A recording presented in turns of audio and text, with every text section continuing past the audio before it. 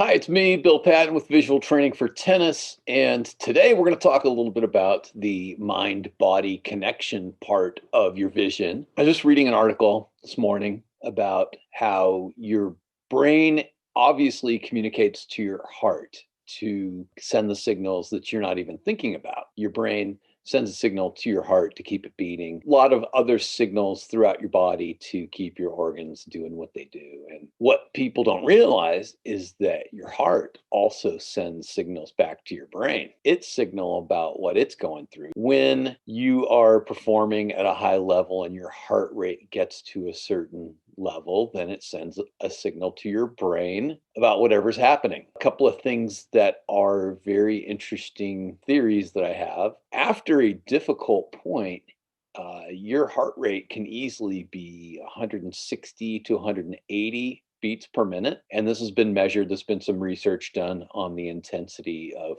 play. And so if you're peaking at 180 beats a minute, then your mind, right, your heart is telling your brain, do everything you can to recover. What does that do to your vision? When your heart rate is that high, then your vision starts getting a little clouded. So it's really important to get your heart rate back down. This is an interesting thing too, because there are mental and emotional impacts that come from having done well in that point. So if you get your heart rate up to 180 beats per minute and you don't win the point, that's part of the weight of that feeling that you lost that point, because it seems to matter more.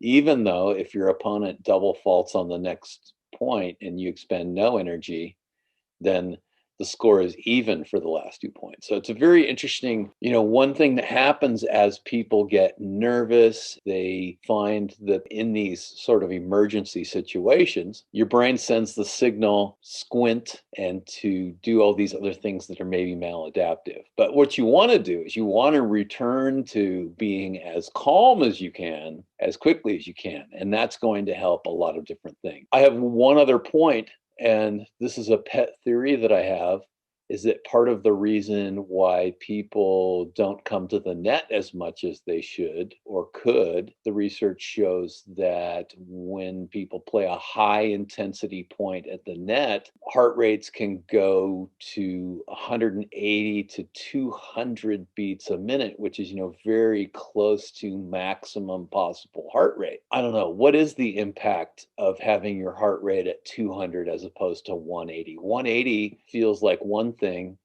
but does 200 feel like twice as intense in our minds and in our experience?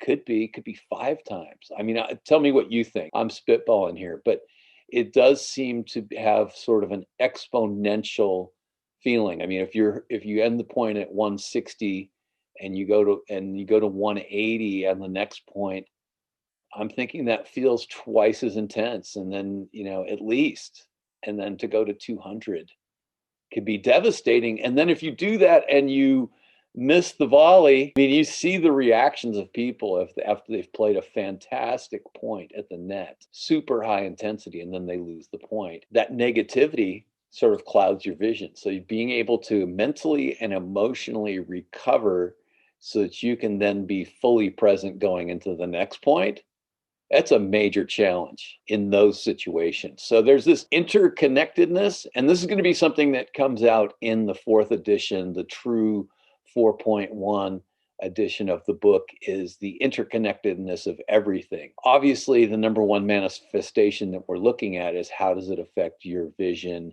your ability to see clearly, make good decisions, and overcome the mental emotional roller coaster that a tennis match can be. I'm recording this on November 10th, 2020, and tomorrow we've got a webinar where we're going to be discussing focus and tracking, and when, where, and how to focus and track best, and when not to, when is it maladaptive.